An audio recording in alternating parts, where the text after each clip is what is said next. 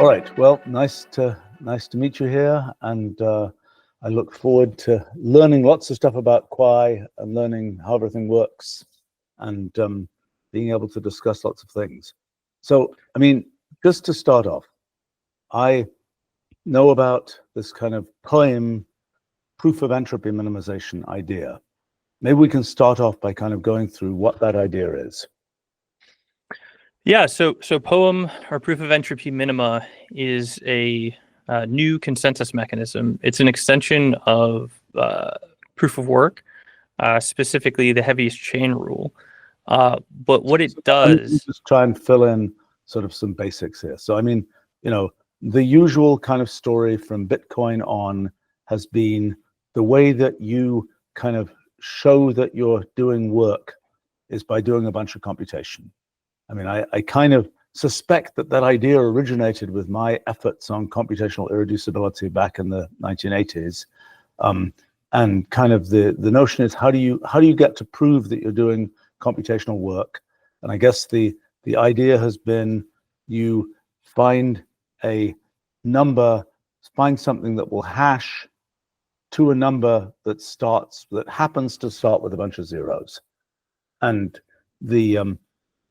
the traditional thing in Bitcoin has been, you know, I don't remember how often it is, every year or two, there's it's kind of like now in order to mine a block, you have to be able to come up with something which will hash to something with an even larger number of zeros at the beginning. And I'm sort of guessing that what you're doing is to say, don't just look at how many zeros there are at the beginning, look at the whole number that you're feeding in that hashes to something, and or rather look at the whole hash that you're getting, not just the zeros. Is that a... Yeah, that's a fair statement. So with Bitcoin, what you're doing is you're proposing a block. The block is committing to a set of transactions, which is updating the state. So the reason that you're working that commitment is finding one of these hashes that has a large number of leading zeros is expensive. And with that expense, you get a degree of immutability of sort of the state transitions, right? So the way that Bitcoin works is they have a difficulty threshold, and it basically tells you, on average, how many hashes do you need to do to produce a Bitcoin block. And the Bitcoin blocks are sort of being produced every, 10 or so minutes. Now, they're effectively, with that difficulty number, they're effectively only counting the leading zeros of the hash. And so what ends up happening... Maybe just for people who might be watching this, maybe we can actually do a little demo of what we're talking about. So let me see if I can do that. Let me try and make this work. There we go. All right, let's try and share. You're seeing a blank screen. That's a good sign. So let's try and move a window in there, and let's just try. So what is the type of hashing that you're using?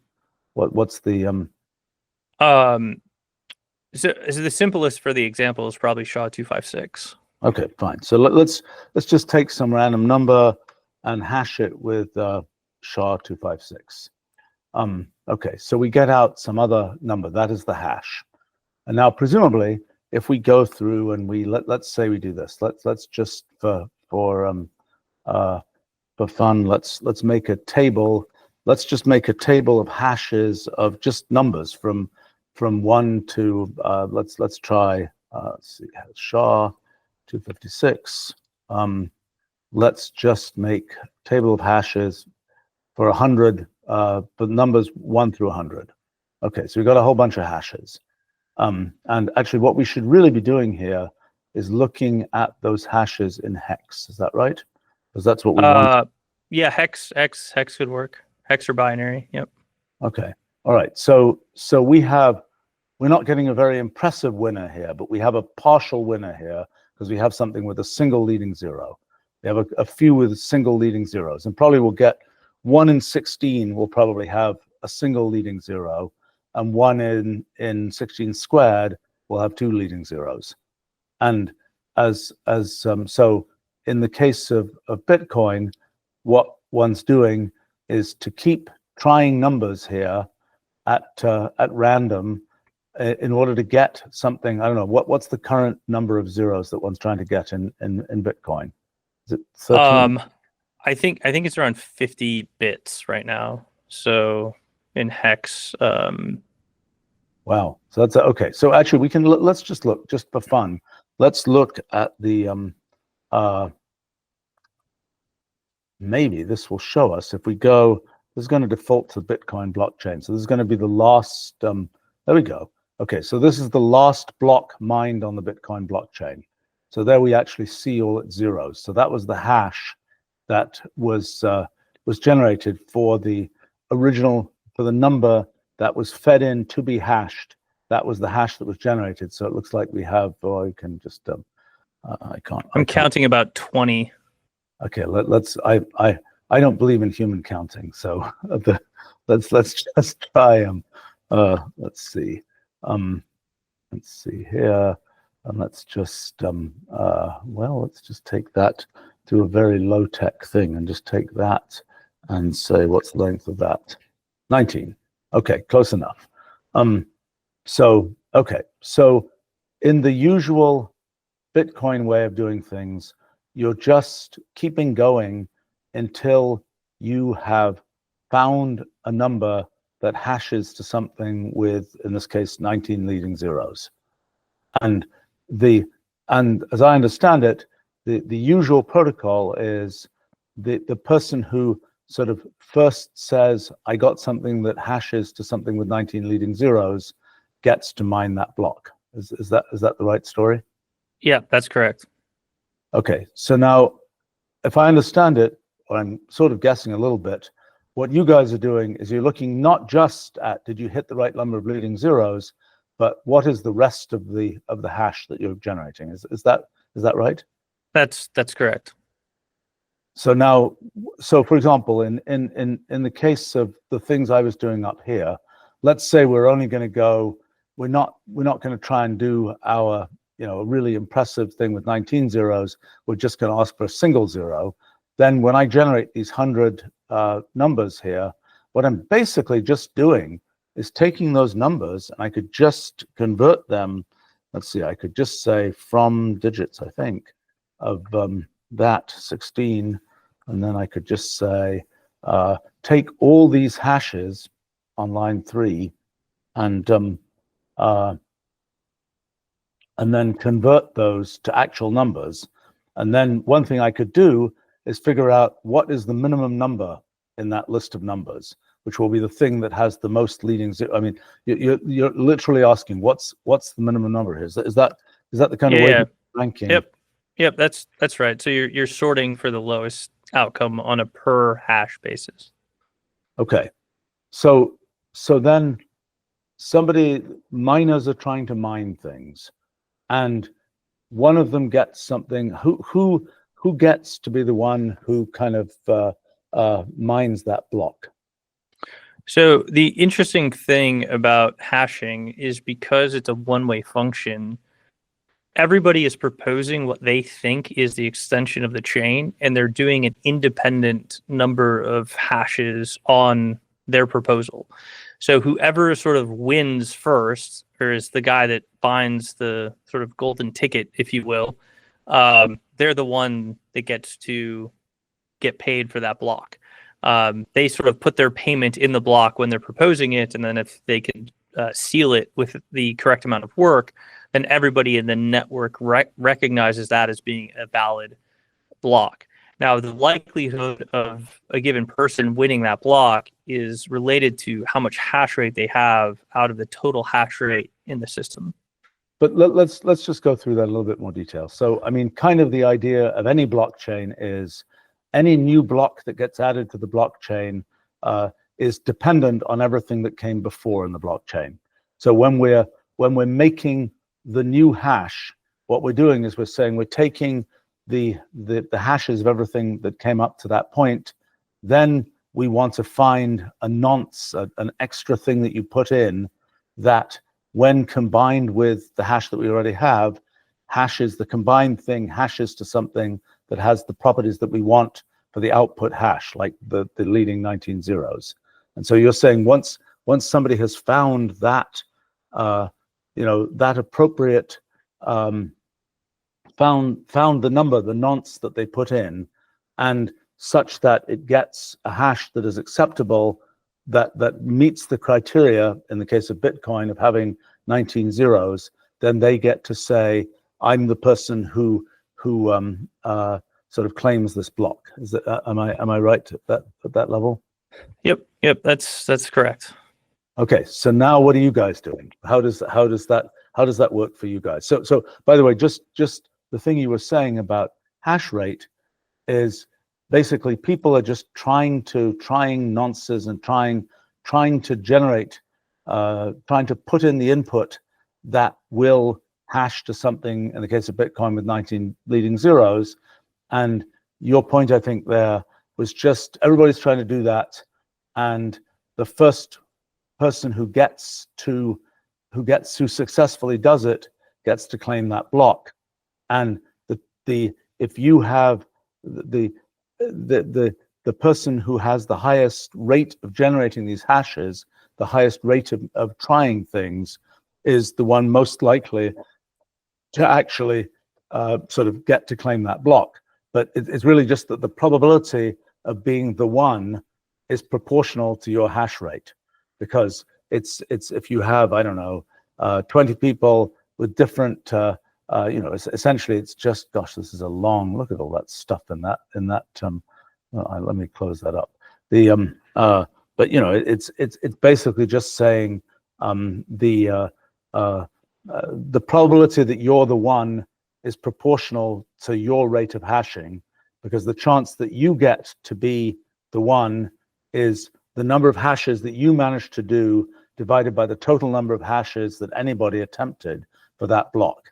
So you're saying the miner with the greatest hash rate has the highest probability of being the winning miner for a given block, although they may not actually be the winning miner for the given block. That's a matter of chance, but they have the best chance to be the winning miner. Yep. So yep, that's right. And then within the system, there's the one other property, to kind of close the loop on Bitcoin, right? So when they're doing the hashing, and they're trying to find the nonce, they're not just referencing the old block, they're also referencing the new sort of transactions or changes to state for the new block that they're proposing. And then they're trying to nonce that in. And one of their transactions in sort of the new state is their payment for if they were to find the block. And then once they find the block, their payment becomes canonicalized in the system. And so the other thing here too. What we should find is one of the transactions here. We go find, I don't know, is it the first transaction, the last transaction? It's the first one usually is the Coinbase. Okay, so that 1BBA5 should be the Coinbase transaction. Okay, so we want blockchain transaction data. Let's see if this works. Okay, so that's the transaction, and you say that's the person getting paid, basically. Yep. So you see they got a little over 3 Bitcoin as the output with no input. So 3.2 Bitcoin was emitted. So that has to do with the sort of inflationary sort of base fee, or Coinbase as it's called, and then also some of that is the transaction fees. So when people are paying to get included in the block, any of the transactions that this miner found in the block, there were fees associated, and he aggregated those fees with the Coinbase to get that output of 3.2 Bitcoin. Right. Okay. Now we're about to get to what Quai is doing. Right. So the next step though in Bitcoin then is we've established sort of how to win a block, but we haven't established how people win blocks in the chain, so to speak. And so what they do is there's this concept of total difficulty, and basically the difficulty is the expected number of hashes it will take to meet or create a block that's quote unquote valid. So sort of the difficulty and the number of leading zeros has a relationship, right? But then what they do is when you find a block, they basically sort of award points to that block, which is the total difficulty. And then any of the miners in the system, when they're choosing which block to mine on, should always be mining on the block that has the greatest total difficulty in the chain, right? So if there were, say, 2 blocks that were proposed, this is actually where Bitcoin gets a little bit has a problem, which we would call contention.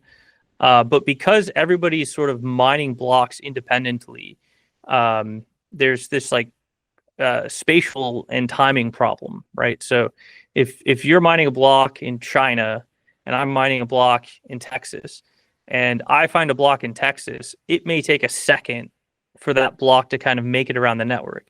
And then in that second or a couple seconds that it takes to do that, somebody in China may also simultaneously find a block.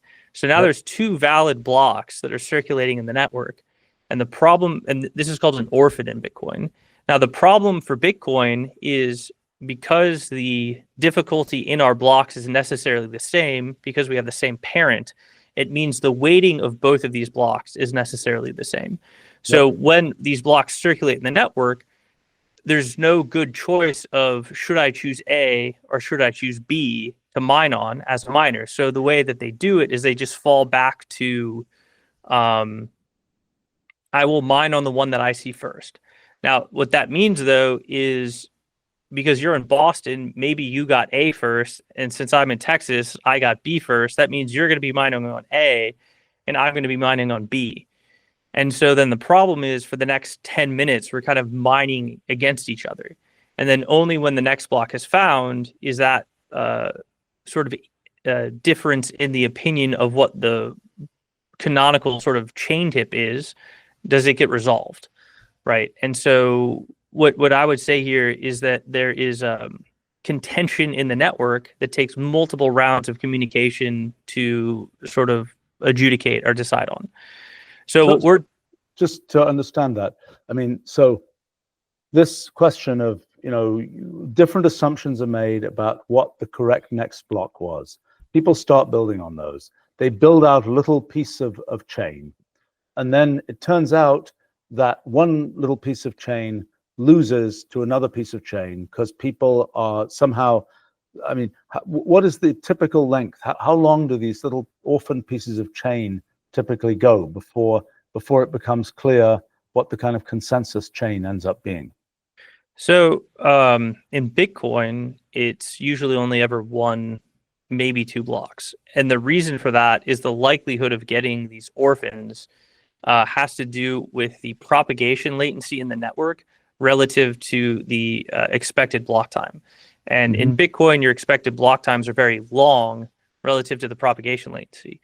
But for performant blockchain systems, say Ethereum at 12 seconds or even faster, Solana at, or BNB is 2 seconds. I think Solana's 1 or something of the sort. Your expectation of orphan rates is much, much higher.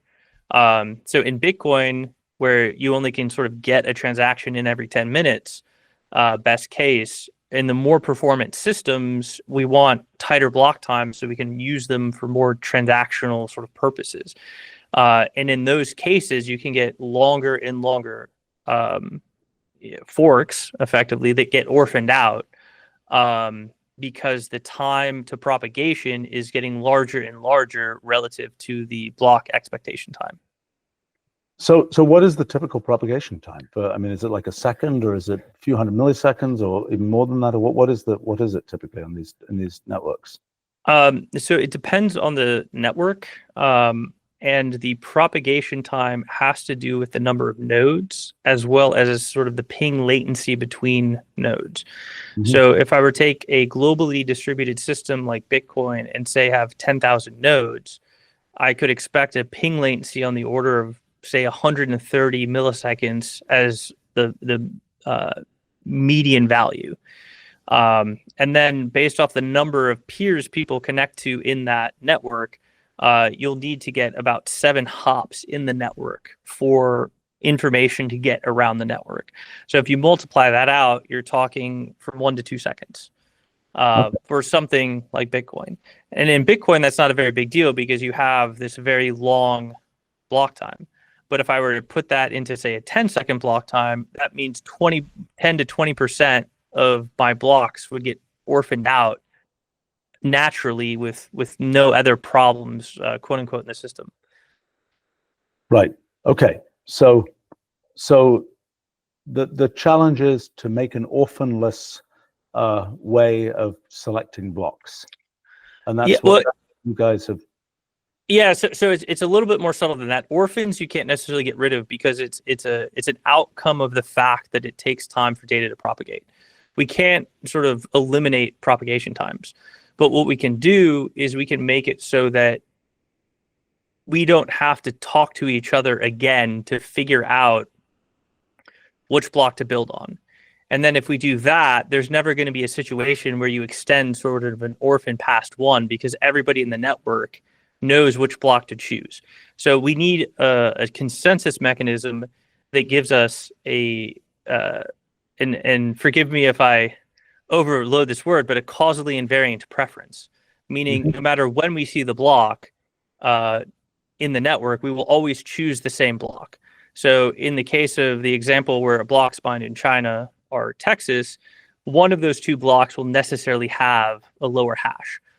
Because if you take and then we'll get specific in the PoEM, but it will necessarily have the lower hash. So if we're making a decision based off the goodness of the hash and not just sort of this binary, did it meet the threshold or not, then, the block produced in Texas will be preferenced.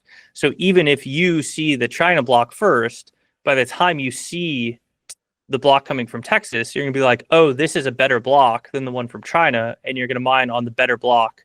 And then by the time everybody sees the quote-unquote better block, everybody's going to choose to mine it. So we don't have to go 2 rounds of communication to figure out how to cooperate. Right. So, I mean, just to be sort of picky about it, the fact is they could have chosen the same nonce and they could actually have had the same hash. So there is a possibility. It's an infinitesimal probability. It's 2 to the minus 256 probability. But in principle, those two competing miners could have actually ended up with the same hash. But that's so they would implicitly have different nonces because presumably if they're different miners, they have a different coin base, which means they're each going to pay themselves, which is going to mean the nonce would need to be different to get the exact same hash. But yes, with that caveat, they could hypothetically achieve the exact same hash, but that's 1 out of 2 to the 256, which is 0. Really small, yeah. Right. For engineering purposes, it's 0. I think they say the collision likelihood is once in the heat death of the universe sort of probabilities here. Indeed, right. Yeah. So okay. So why didn't Satoshi figure out this idea? This is obviously a simple, good idea. Yeah. So the interesting thing is just having preference of hashes has been proposed in the past, and within sort of the Bitcoin community, it's referred to as Chainwork. The problem is with this concept of Chainwork, you need to also adjust your weighting mechanism going forward, or else you'll create a withholding attack. So if I just take Chainwork by itself, and I still use sort of these linear adding of the block weights to get the total difficulty, I'm going to create a problem where there's going to be blocks that are sort of way better than the average expected block. And then the behavior of the miners at that point is to selfishly mine. So what they'll do is they'll withhold their really good block, and other people will be producing sort of blocks on top of that. And then at some point in the future where they think the probability is no longer in their favor, they'll release that block, and then that will potentially orphan out multiple blocks ahead of them. Is kind of like the concept. So an example would be, in the linear difficulty weighting, you could get a block. You will get a block every 1,000,000 blocks. You'll effectively get a block that in this linear weighting strategy would be 1,000,000 times heavier than the average block, right? So I understand. I mean, the independent of the assignment of weights, this concept is the winning block is the one that has the lowest numerical hash.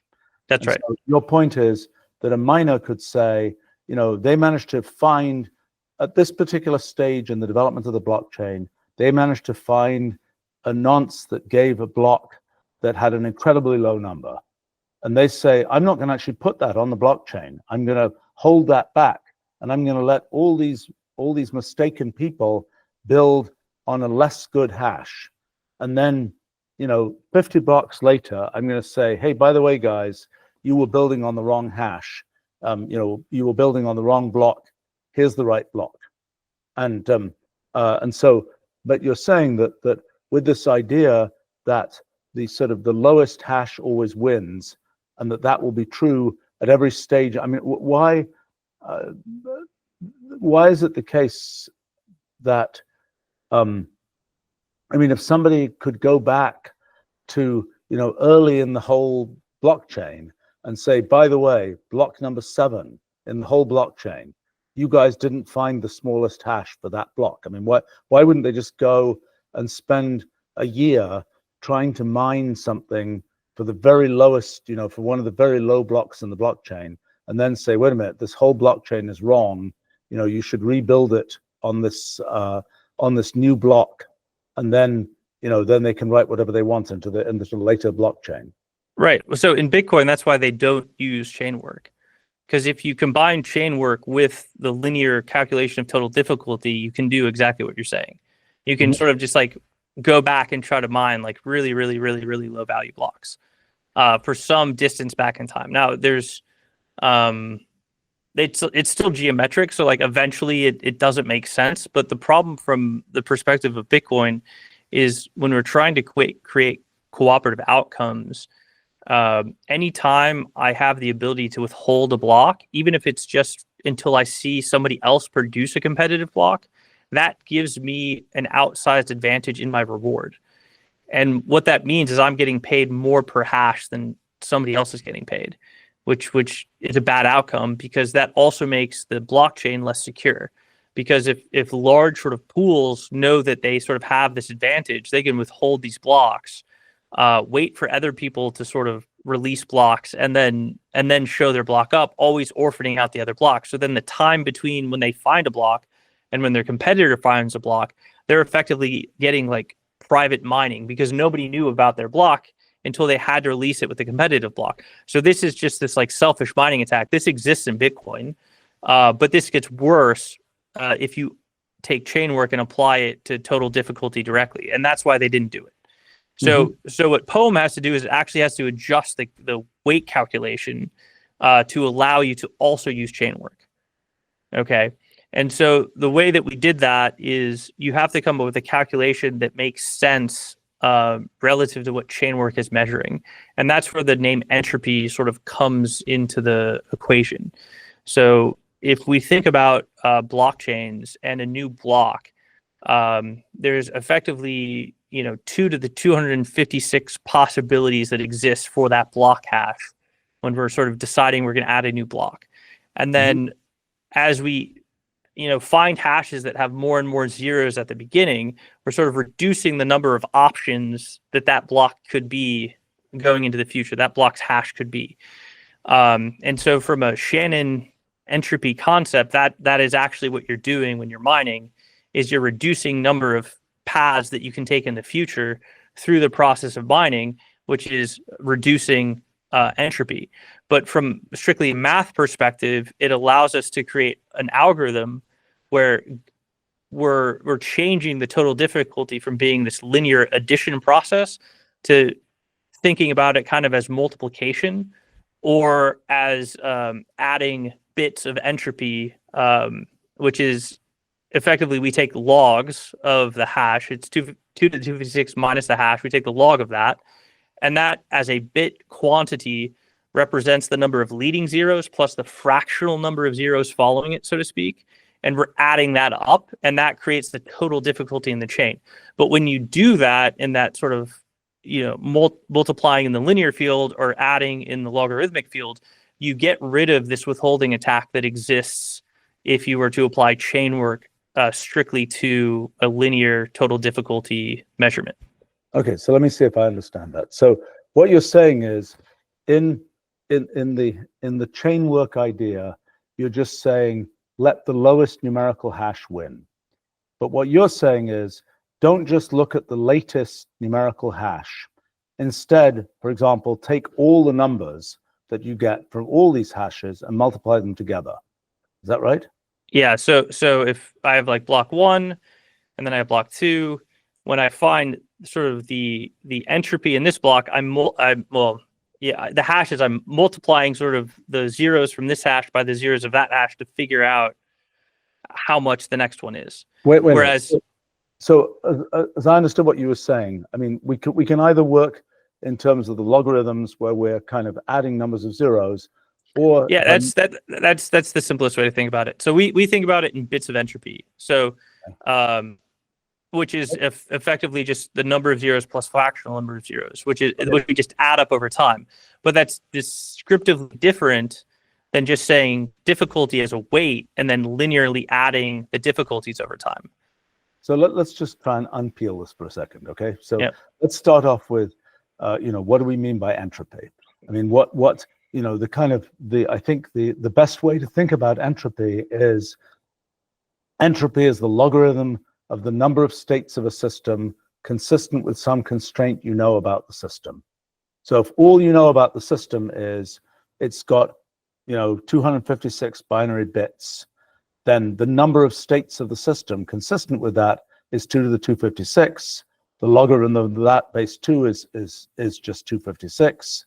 So you say the entropy of that system, when all you know about it is that it has 256 bits, the entropy of that system is 256.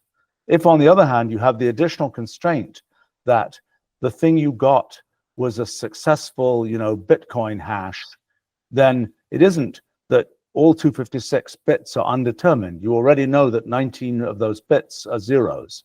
So that means that the number of states of that system, the number of possibilities, is not 2 to the 256. It's 2 to the 256 minus 19.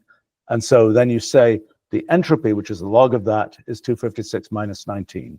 So it's the entropy is the number of sort of things that you are not determined by your constraint. Yep. So then, but now, as I understand it, what you were saying before, that instead of just looking at the sort of individual number of zeros in the or sort of size of the individual number, which is kind of a finer gradation of just saying how many zeros did the number start with. I mean, because you're saying, if you were taking numbers from 0 to 1,000, just saying the number starts with 2 zeros tells you it's anywhere from 0 to 100, but 100, did I get that? No, to 99. To actually look at the number itself is to give you a finer gradation of where you are than just saying it starts with 2 leading zeros. But as I understood what you were saying that what you're doing is to take effectively the product of the numbers up to some point, or which is equivalent to adding the logarithms of those numbers. Yep. And so, as I understand it, what you're saying is, if I were to take, let's say I was to take the whole chain, the whole blockchain, and I were to multiply all of the hashes in the blockchain, then you're saying that if I'm understanding right, you're saying that the thing you're looking at for purpose of knowing who's the winner is not just the most recent hash, but the product of all the hashes up to that point. That's correct. Okay. Yeah. So, and in a sense, that's kind of like an extension of the core idea of blockchain, that the thing you're adding on has to be, depends on, sort of includes all the things that came before. So this is kind of okay. So by doing that, you're saying you can't go back and replace.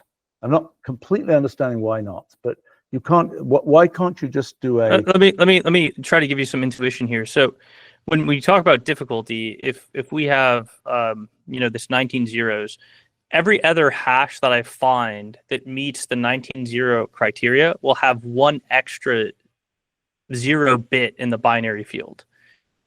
Every quarter every, 1 out of 4 hashes will have an extra 2, right? So on and so forth. So this is just like a Poisson distribution. But if you're thinking about it in a linear difficulty model, that means every other hash has double the weight of a normal block using Chainwork. So if I find these 19 zeros and I find 1 extra bit, that block that has 1 extra bit versus that block that doesn't have 1 extra bit would have double the weight. So that block now is withholdable for 2 blocks. If I find one with 2 extra zeros 1 out of 4 times, that has 4 times the weight of the threshold, so I could withhold that for 4 blocks, so on and so forth. But when I'm talking about the same problem from like a bit perspective, right? The difference there would be, 19.12 versus like 19.26, right? So even though in the linear field that's a doubling, in the logarithmic field it's fractional. Now over time those fractions matter. So from a miner's perspective, they always want to choose the thing that gives them sort of the greatest bits of reduction. But if I were to sit here and try to mine, say I mined 10 extra bits on a Bitcoin block, right? And we said Bitcoin blocks are 50 bits. If you're doing that in the linear field, I could withhold that for 1024 blocks. If I'm doing that in the logarithmic field, that block is going to be 15% heavier than the base block. Let me see if I understand this. So the first point you're making is you're saying, for a modern Bitcoin block, you are trying to get 19 leading zeros, but some fraction of the time you will get more than 19 leading zeros. You might get 20 leading zeros or 21 leading zeros. And in fact, I mean, in I think it's not well, because those zeros are in hex, it's the probability of getting another leading zero as 1/16th, not just 1/2. Yeah. So to simplify it, I always think of it as a binary field, not a hex field. And that's why I think in bits too. So I think that 19 bits is something like 50 binary bits, or that 19 zeros in hex is 50 zeros in a binary field. It should just be 76, right? It's 4 times each hex digit is 76. 76. That's right. That's right. So yeah. So I couldn't do that arithmetic in my head. I just had to type that into Wolfram language to do it. Okay, so normally you're getting 76 binary zeros at the beginning. And your probability of getting an extra binary zero is 1/2, 2 extra binary zeros a quarter, et cetera, et cetera, et cetera. Now you're saying that if I'm trying to understand this logarithm statement, because if I understand correctly, you're saying that if I were to say that the number of zeros, the number of extra zeros, no, I'm not quite understanding this. I mean, what am I taking the logarithm of? I mean, I've got So there's 2 parts of this problem. One part of the problem is just understanding the influence of Chainwork in a linear total difficulty calculation, and then the other part of the problem is let's use the extra zero, like the fractional part of the zero, so to speak, to not ever have a collision. Right. So let's sort of separate those 2 things and just work on the concept of the whole zeros for now. So in the whole zero concept, right? If we said it's 76 zeros, leading zeros, every 1024 blocks you'll find 10 extra zeros, right? Yep. If I were to use the difficulty weighting of the normal linear difficulty weighting with 76 extra zeros, that block would be worth 1024 Bitcoin blocks. So as a miner, I could statistically withhold that block for up to 1024 Bitcoin blocks, because I have 2 to the 10 times the weight in expectation of a normal Bitcoin block. Wait a minute. What, by saying that it is not deterministic? I mean, in other words, the chances are that the block you found is a winner out of 1024 blocks. So in other words, yes. If people go on mining blocks, the chances are that nobody's going to find a block of lower, a lower numbered block, a lower hash block than you out of 1024 blocks that are being mined. So it's a pretty good bet that you could withhold your block for 1024 cycles, so to speak, and then suddenly pop it out and say, look, I'm the winner. I mean, you might be unlucky. Somebody at, at block number 12 of the ones that are being mined after your one would actually find an even better winner than you found. Sure. But chances are, if you found 10 extra zeros, chances are you can wait for, on average, about 1024 blocks. You can withhold for up to 1024 blocks to get, and then pop yours out. Right, that's right. Okay. With the linear weighting strategy. So if we do a logarithmic weighting strategy, that 10 bits is basically the ratio of, 86 over 76, so to speak, right? So my block is now sort of 15% heavier. My 1 in 1024 blocks is 15% heavier than another block, right? So if I choose to withhold it, I can't really withhold it until I see the next block, right? So if someone creates a competitive block, it would be within my favor to actually release that block when I see the competitive block. And if we really get into the subtleties, it's actually in my favor to release it immediately.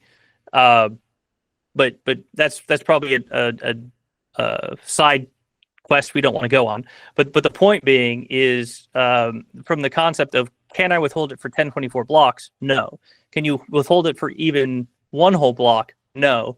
You need to at least announce it when you see another block. I don't yet understand this. So let's go through what you mean by logarithmic weighting. So one thing to do is to say, take the number that came out in that particular block mining, take the hash that came out in that block mining, and compare it numerically with other candidate hashes. That's one part. That's the single moment comparison. The other thing to do would be to say, let's take all the hashes in the whole chain up to this point, and one thing one could do with all those hashes is say, how many leading zeros did they have? Just work out. Just take the just say that the overall chain, its weighting is proportional to the sum of the leading zeros of all the hashes that came so far. That's one thing. Is that what you're calling linear weighting? Yeah. So if I'm talking about total difficulty, effectively the total difficulty represents the number of hashes that I have to do in expectation to find a block. Right. And so when they weight blocks in Bitcoin, they're basically assigning the difficulty for each block. They're adding that to the previous total difficulty of the blocks that came before it. So that's what I mean by linear adding. Why are they adding it? In what way are they adding it? I mean, it's the one who finds the new block with enough zeros who gets to say, I'm the miner of the next block, right? Right, but the weight of that chain is just the difficulty of that block plus the difficulty of all blocks prior, right? But that difficulty just represents the number of hashes that went into that block, so to speak. So I'm not saying what this really comes down to, and if let me maybe express this as a statistics problem, is that when you're considering hashes themselves are independent events, right? So every time somebody does a hash, it's an independent query of a random oracle, right? Yep. However, when we look at a block has a hash pointer back to the previous block. Yep. Right. So although each hash in and of itself is a random event and is independent, when we find a block that's pointing back to the previous block, that block's hash is now a dependent outcome of the previous block. Yes. So I shouldn't be treating this from a combinatorial treatment by adding the likelihood of events together. I should be multiplying the sequence of events. So if you were to think about this as like pennies, right? Mm-hmm. And I said, how many, what's the likelihood of getting so many sort of flips in a row of a penny? right? I'm not saying like it's 50-50 every shot. I'm saying, okay, the first heads is 50-50. The second heads is 1/4. The third's heads, is 1/8 and so on. So when you're thinking about the Bitcoin blocks, you have to think of it as like this continuous sequence of dependent events, the blocks themselves, not as independent queries, but the way that they're treating it statistically as independent queries. And so that's why if you use the chain weight problem, and then they're just adding those queries up over time linearly, because that's what difficulty is. It's just what is the expected number of queries to get this outcome, to get your total difficulty weight. These are sort of incompatible quantities because one is geometric and one is linear. So that geometric one always sort of outweighs that linear one hugely, if you were to take it into account, meaning the chain work, right? So let me see if I understand this. So you're saying in the Bitcoin case, every block is sort of mined separately, and if you want to, I'm still not quite getting this. I mean, in that case, the blocks are mined separately, and when you say the total difficulty, you're saying if I wanted to mine 5 blocks, it would take me 5 times the effort that it takes to mine 1 block. In that accounting of difficulty, it's just every block counts for the same level of difficulty, maybe. But yet, if you're saying I'm going to make my if my goal, if I'm trying to get the minimum numerical value, not of the current hash, but of the product of hashes across all the blocks that have been accepted in the blockchain so far, then I can see that it's no longer an independent. I mean, you no longer have this kind of idea that the probability of being the winner depends not only on your current block mining activity, it also depends on the assumptions on which blocks you picked up from previous blocks. So let me say that a different way. In the model they're describing for Bitcoin, every block is its own separate mining adventure, and everyone, and as you build up that chain, sort of every time you mine a block, you take a certain amount of computational effort.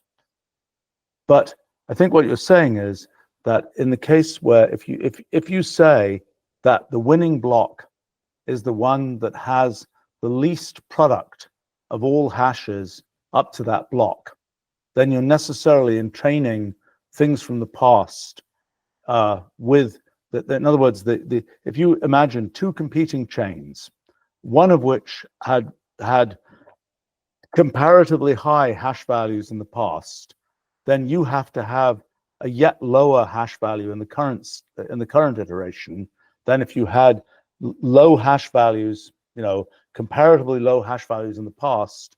Since all that matters is the product of hash values, you don't have to do quite as well on the next iteration. And am I right in this idea that what you're looking for is the winner in terms of mining is the one who has the least product of hashes going back to the previous blocks, or is that not the right idea? Right. So in PoEM, that is the correct idea. With Bitcoin, Right. They're doing the least addition of hashes, and we're doing the least product. Why is there? Wait a minute. I thought in Bitcoin it was the first one to get accepted wins. Right, but they still have to weight the chain. So I still have to create like a total difficulty because I don't know what the concept of first is, right? This is a distributed system, so there's no guarantees of order of arrival at all, etc. So they still have to assign a weight, but they're assigning the weight by taking the sum of all hashes, basically. Okay. And then we're assigning a weight by taking a product of all the hashes. And when we take the product instead of the sum, we can use Chainwork explicitly rather than having to use this sort of total difficulty, meaning just the threshold value. So in Bitcoin, right, when I say the difficulty, it says you have to get 19 bits. But if you get your 76 bits, right? If you get your 76 bits and you also get an extra 4 bits, they don't count that. They just give you the 76. Because when you're adding these things up, that extra 4 bits is like way too much in the linear field in terms of its total reduction in the system. So right. So they're not really adding the numbers. I mean, they're simply taking, you got a successful block. That counts for sort of 1 unit of success. And I mean, they're not, I mean, as I understand it, the actual value of the hash in Bitcoin, beyond the fact that it has the right number of leading zeros, the actual value of the hash is irrelevant. It's just the difficulty. So as long as it is below the difficulty threshold, it's sort of given the difficulty value. But the difficulty is the number of leading zeros. It's the required number of leading zeros. Right. But so the rest of the hash, I mean, the standard is thrown out. Right. So that's okay. So I mean, one of the key ideas of what you're doing is you're actually looking at the whole hash. You're not just looking at the you're not just saying I care about the leading zeros of the hash. That's correct. Right? Yeah. So that's one key idea, which is this concept of Chainwork. But that concept of Chainwork has to be married with a different weighting scheme, which is this concept of adding logs rather than just adding in the linear field. Right. Because without that, Chainwork creates this very bad property of withholding. With adding in the logarithmic field, we remove that sort of withholding problem that's created by using Chainwork. But then the other property that we get out of Chainwork is that no 2 blocks and no 2 chains will ever have the same weight down to the collision of a hash. Right. So let's go through that again one more time. I think I'm almost understanding. We're almost there. So I mean, you say adding linearly in difficulty, but as I'm understanding it, as I had understood it, once you're above the threshold, it's kind of 1 unit of difficulty per block mined. It's not. You're never really looking. I mean, you could in principle take all the bits in the blocks and do some linear addition, but that isn't actually what's done. What's done is to just say, if you're above the threshold, you get a point, so to speak. Well, but so the thing here is technically the threshold changes values to achieve consistent block times. So as the hash rate comes in and out of the network, they recompute the difficulty threshold. Every I think it's like every week or so in Bitcoin, but because they're trying to maintain the sort of 10-minute block time, as more hash rate comes in, they raise the difficulty up, and then if hash rate leaves the system, they lower the difficulty down, so that you kind of get 10-minute times. So they're not assigning 1 point to the system; they're assigning the value of the difficulty to the system. Fair enough. Okay, yeah. But in your you've got kind of two kinds of blockchains in effect going on. One is the pure, hashing of hashing, and the other is taking the actual hash values and sort of daisy chaining them together by multiplying all of them and saying that the way you figure out the next block, the winner for the next block, is something that involves that whole daisy chain of products of hashes, if I'm understanding correctly. That's right. Yeah. And I mean, whether it's a logarithm or whether it's the actual number, it seems simpler to think about it as the actual number. But maybe there's a reason to think, in terms of the log. Well, computationally, if you start multiplying these numbers, they blow up outside of like manageable size, right? So we have to implement them in logarithms. So technically we bleed precision over time. Yep. But right. that doesn't matter. So yeah. Right. Because all you're trying to do is a comparison, and for that you just need to know which number is bigger, and the fact that the 18th digit of the number got messed up is irrelevant to figuring out which of 2 numbers is bigger. Well, so the amount of precision you hold actually dictates the likelihood of getting a collision. Yes. Right. So like as we keep reducing precision of the decimal in the adders of logs, we're more and more likely to quote unquote get a block collision. Right. But we maintain sort of a high enough number that it's still never going to happen. So how many bits of precision do you end up needing to use? So we're using 64 at the moment. And floating point number with 64 bits of precision or something, or is it a fixed point number? yeah, so we do all this work in we call them big ints. So they're yeah, it's not a floating point. It's the sort of integer representation of a floating point. So we Right. don't have the issue of systems having different floating point treatments. But Right, so if, it's taking the yeah. leading. So what you're doing effectively is you're multiplying all these numbers up, and at every stage you're just taking the top 64 bits of the product and keeping that. Is that's that right. That's right. Yeah. So, but that the thing you're keeping is actually not a logarithm, right? The thing you're keeping, No. So that's actually what we store. So for every block, the way we actually get down to the weeds of the computation is we take the hash, we do 2 to the 256 minus the hash value, and that tells us sort of how many leading zeros and fractional zeros we produced when we take the binary log of that. So if we take 2 to the 256 minus the actual hash value, we'll end up with something like, or I guess if it's Bitcoin, 76.1825436, right? And then we're adding that to the previous. I'm getting confused here. I'm gonna try and execute this. Okay, so boy, this was a giant.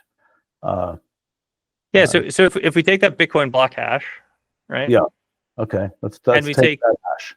Hold on. Where was it? It's here. It's that hash, and now we can take that as. So if we take the binary log of the difference. So let's get that as that is the number as a written out in decimal.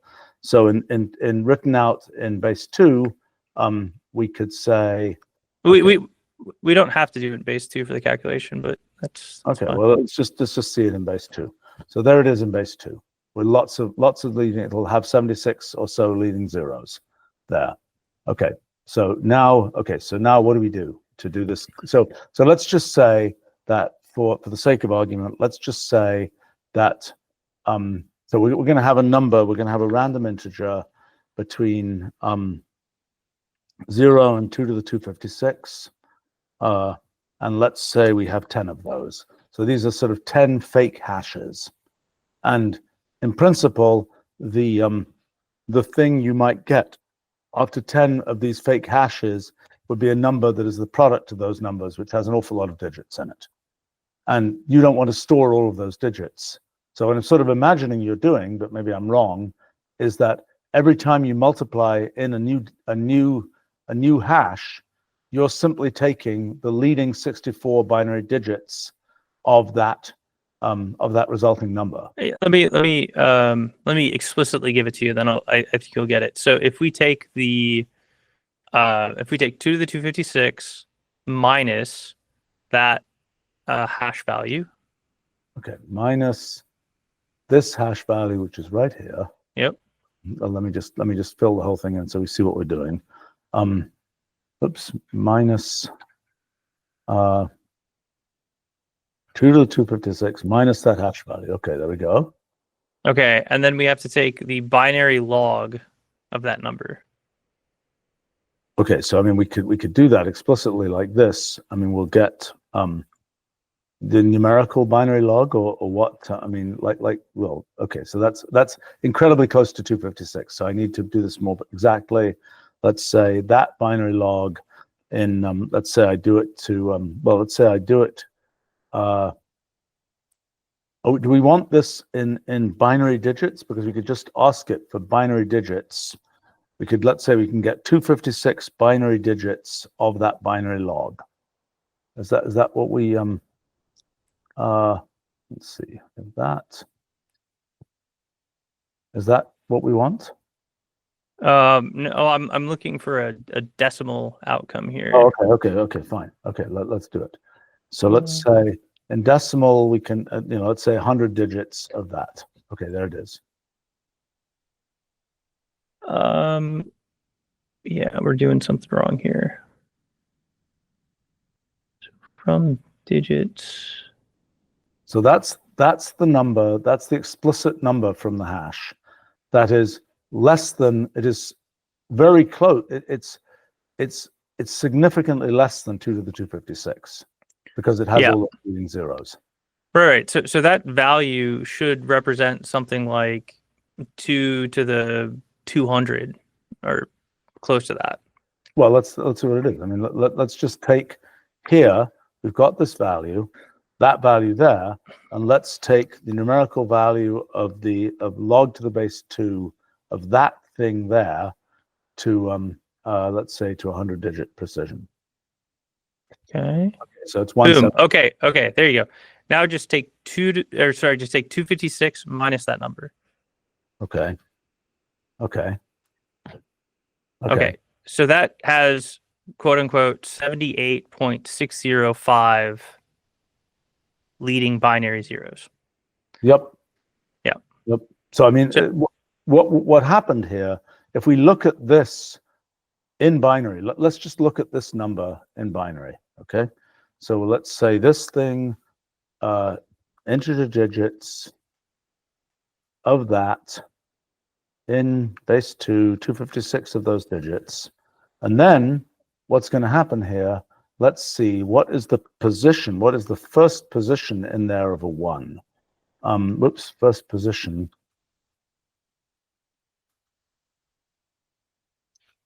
In that of a 1. So it's 79. So it would be 77 if it just had the zeros that it needed to have in order to make it past the threshold for a block in Bitcoin.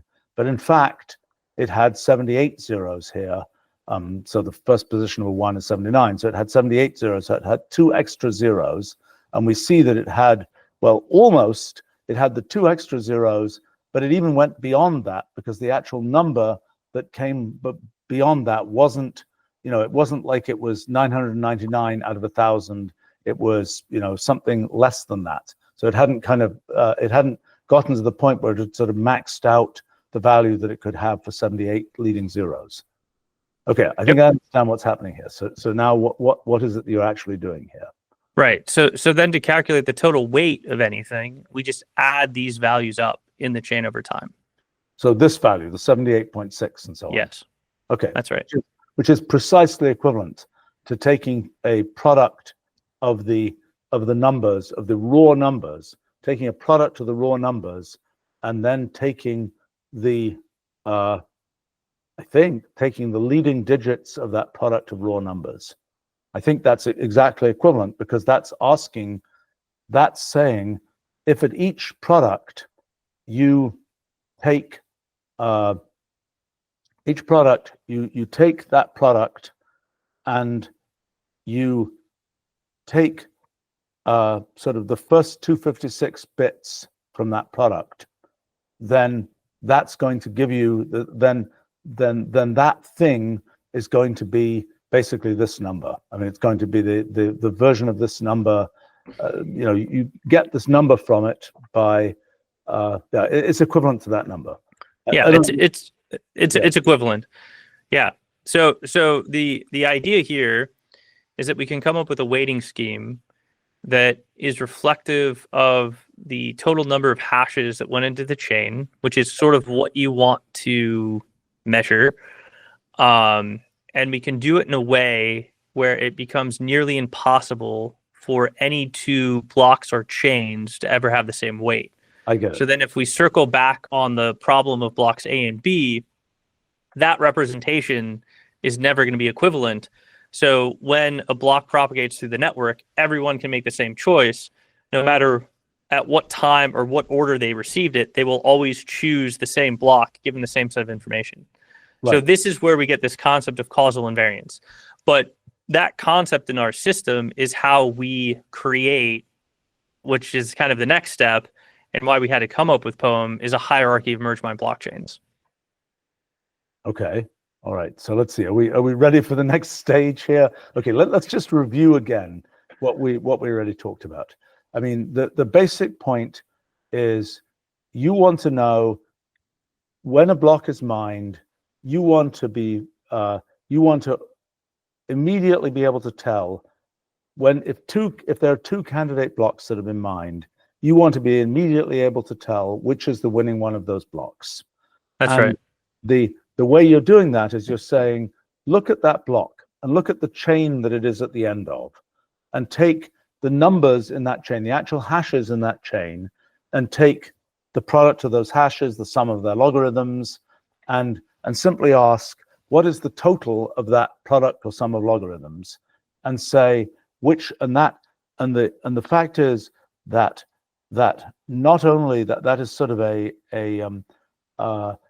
probability of a collision of there being contention of those two numbers being the same is 1 in 2 to the 256. It's negligible, but the point is that you've got kind of a just based on the blockchain way of deciding who's the winner, having nothing to do with propagation delays, having nothing to do with who happened to come there first, but in such a way that you can't do this thing of saying, well, I'm going to go back and having known that I could get this lower block. You can't do that because you have to deal with the fact that you've got this product of other blocks that are included in the thing that is determining whether you are the winning block. That's correct. Okay. Now we could go on the side quest if you want here. The problem with Bitcoin blocks is because they're sort of equivalent. If there are people that have large percentages of hash rate, there's an incentive to withhold your block when you mine it. So if you have a pool that kind of has 30% of hash rate, and that's a lot of hash rate relative to the other people that exist, you know that you're going to pick your own block, right? So if everybody else only has 5% hash rate and sort of makes up the rest, right? So the biggest miners are 5%, and you're a 30% miner. You know that you're going to pick that, and if you broadcast your block when the next sort of competitive block comes in, right, the network is going to pick like 50-50 your block over their block. So then what you can do is you can have this private mining attack where you withhold this block because you know you're going to pick your own block. You then release it, and you're going to get proportionally rewarded more than your 30% of the network hash rate. So the interesting thing within PoEM is because this weight that we're looking at is kind of a Poisson distribution, you're always at risk of losing,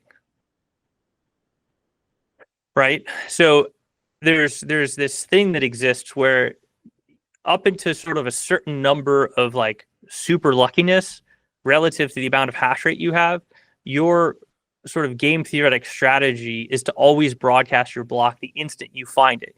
Because if I get a block as a big miner and I just get like a normal block, in expectation, a normal block is only going to have one extra bit above the threshold.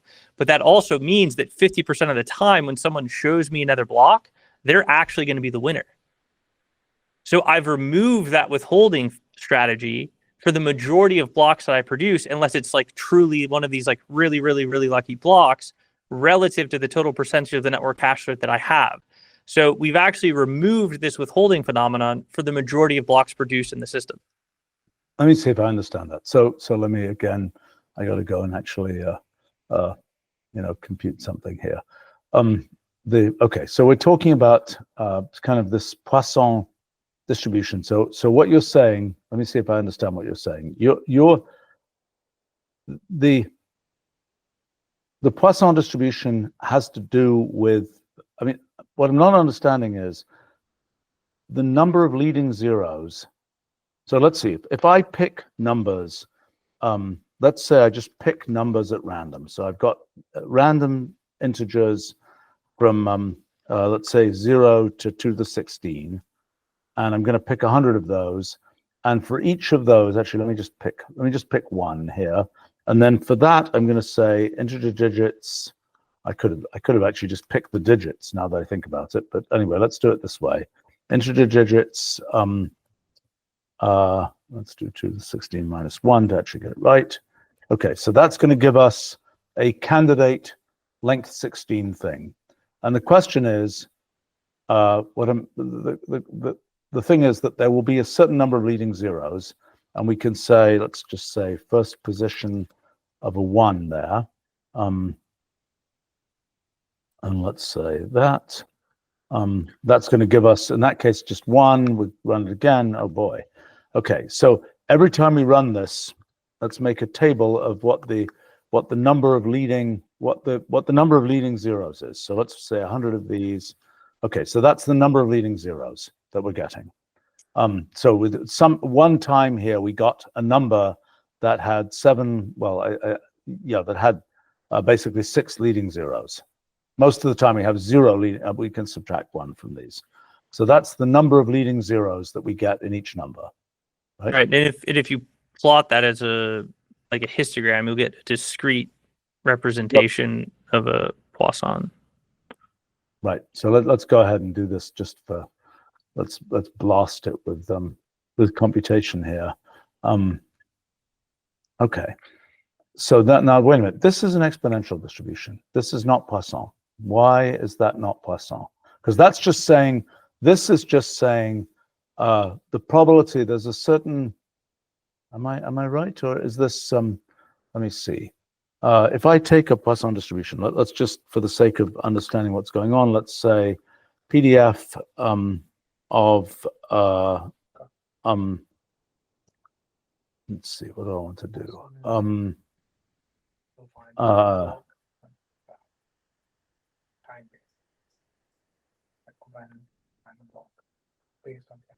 Oh, not the number of zeros. So what should I be doing? Sorry.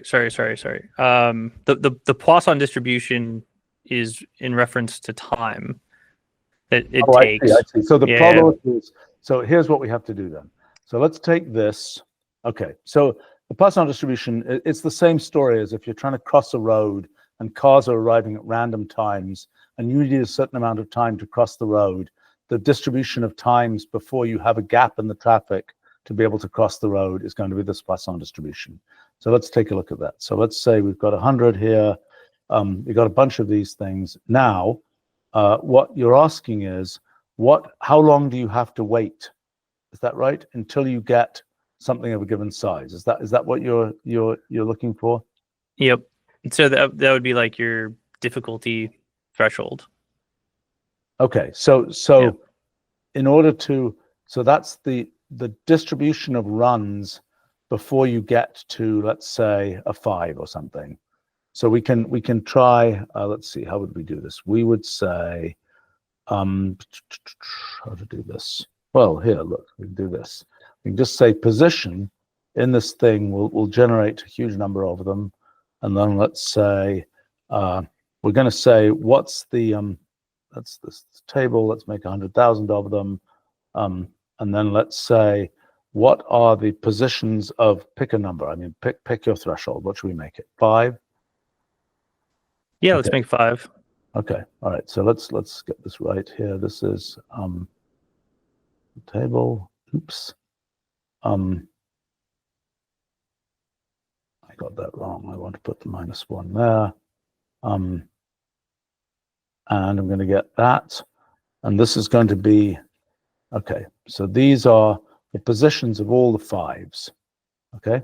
And now we want to ask, what's the spacing between those positions of 5s, I think. So we want to say then differences of that. Okay, and now the claim is that if I make a histogram of those, I am still confused. Why are we not getting a Poisson distribution? I would have expected a Poisson distribution there. What are we doing wrong? Humph. Well, okay, an unsolved problem for right now. I believe you that this is that the time to get, the time before you get the next. Oh no, we're not doing this right. This is just independent probabilities. What we're asking for. Oh no, here's the problem. The problem is we want a number greater than 5, I think. We're not saying get specifically 5. We're saying get above that threshold of 5, I believe. So what we want to do is we want to say,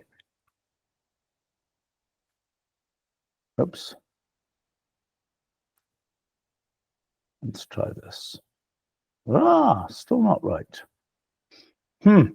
Okay, I'm a little confused, but I'll believe you. And maybe this is not a side chain that we need to actually go on. because I think the main point, you're saying you get an additional benefit to avoid this kind of this, it's not a 50% attack, but it's an attack that's based on having a very highly a concentrated set of miners. You're saying you can avoid an additional kind of attack using this PoEM protocol. Is that? Yeah, that's the claim. That's right. So Right. so we actually did we have a security proof that actually dives into this math that we wrote with a couple co-authors, and it's pretty dense, right? Because in some ways we had to kind of show that a discrete representation is the same as a continuous and things like this to more formally prove it. But we went through this whole formal proof. And we can kind of show that this gets better finality than Bitcoin. Part of this reason is that you don't have this withholding attack, so you have sort of a more resilient system strictly in a single chain applying this PoEM rule rather than this traditional linear total difficulty weighting and a longest chain rule. So it's probably a little bit too much to replicate Right. on the call. I think we might be able to do it. I mean, you want to give it one more try? Let's give it one more try. I don't want to declare defeat. No. I think that might be too much of a side quest. The paper is about 20 pages. It is pretty dense. So all right. Well, but we're I like to think we can do any of these things in real time. But fair enough. But okay. It took us about a year to write it. So. Okay, that's okay. Then we should be able to. But you already wrote it, so you know what's in it. So it should be faster this time around. Anyway, so okay, so that's sort of the first part of your whole sort of story is this PoEM sort of rule, protocol, whatever, that deals with kind of a better form of picking the new block. So I think there's a whole other part of your story that has to do with kind of your two different chains and your whole concept of tokens and so on. And maybe did we mine out this first part? Are we ready to go on? Yeah, I think the second part though has to do with the concept of the hierarchy of merge mined blockchains. So when I originally looked at sort of how do you scale a blockchain, the sort of fundamental limit really was bandwidth. And when I say bandwidth, I kind of mean like network bandwidth, not individual node bandwidth, because when you think about bandwidth and we talked about kind of propagation latencies, there's node bandwidth, but there's this sort of overlay quantity that you could think of as network bandwidth that has to do with the number of nodes, the number of hops, and the latency between hops. So the fundamental sort of limit to scaling these systems was bandwidth. So the question is, how can we improve the throughput of the system with a constrained amount of bandwidth? And so the concept that I came up with was this hierarchy of merge mined blockchains. And the reason that I came up with this concept is because it allows us to shard state without sharding work. So what that means is that even though you have different sort of state chains that you're progressing asynchronously, those eventually are getting sort of referenced back together through the production of what we call coincident blocks, which in some blockchain circles would be thought of as super blocks, but they basically create these dominant blockchains. So we kind of have like this prime blockchain, these region blockchains, and these zone blockchains. And so the zones are where the state is held, and the region and prime are just these blockchains that coordinate state between the zones. And when you do it that way, you can introduce this concept of sharding, and you also get this emergent concept of topologically optimal subnets. So as a miner, typically in Bitcoin, if you're choosing to mine Bitcoin, you don't have a sort of shard to pick. You just have one blockchain to mine. Right. So the only thing that you optimize for is how much reward can I get per hash, right? So you're going to get a big mining facility. You're going to look for the absolutely lowest amount of power. You're not really going to worry about your network connectivity or your bandwidth. You're just going to try to push tons of hash into the system. Right. The interesting thing is when you have shards, as a miner, there's actually two quantities you're trying to optimize now. You're trying to optimize reward per hash, but you're balancing with that with trying to find the lowest latent set of peers. So you want to let's unpeel this for a second. Okay, so yeah. First step is, Bitcoin is a completely global blockchain. There's just one of it. So now the question is, can you shard your blockchain into many pieces so that you have somehow independently, you're developing a bunch of chains independently in each shard, and then you're merging those chains in some level of, you talked about zones and regions, and I want to understand that. But then your point is, within a, what's the, I mean, when you do this sharding, is the most local sort of thing, what do you call the most local kind of, you call that a region or something? A zone. Okay, a zone. So within a zone, you're competing with other miners within your zone, and you're trying to put out blocks into that zone, and other people are saying, yes, I agree, you got the the lowest product of hashes or whatever else, and therefore you're the winner for that block in this zone. Is that right? And then yep, that's right. But now I didn't quite understand. So then those zones are getting combined at a higher level to make sort of the overall completely knitted single ultimate blockchain. Is that right? That's right. So we leverage this concept of we call them coincident blocks. So and it's very kind of interrelated in some ways to the conversation we were just having. But what we can do is we can have a zone block, and this zone block can have a zone threshold difficulty. So when we find a block above that difficulty, we've created a valid zone block.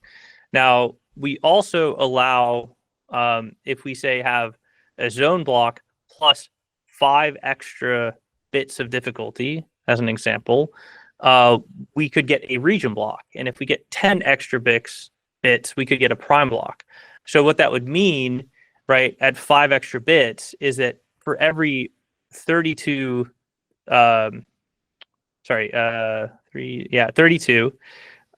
blocks that I create, in expectation, I will create a region block, right? And then for every 32 squared, was that 900 ish blocks, I would create a prime block. It's 1024. 1024. Yeah, that's right. 10. There we are. Changing bases all the time. So you would have 1024 zone blocks would produce a prime block, right? So we can kind of set this secondary threshold how we want it, so that we can get these dominant blocks and these dominant chains at a desired frequency relative to the zone blocks. So they're just sort of this like natural outcome of mining when, right, we discussed how if you meet the threshold, every other time you're going to get 1 extra bit. So then every, 4th time you're going to get 2 extra bits, so on and so forth. We can, in expectation, sort of set how many region blocks we want and how many prime blocks we want for every zone block. And then what that does is it allows us to build these dominant blockchains at a lower rate that coordinates the zone blockchains to allow them to share state.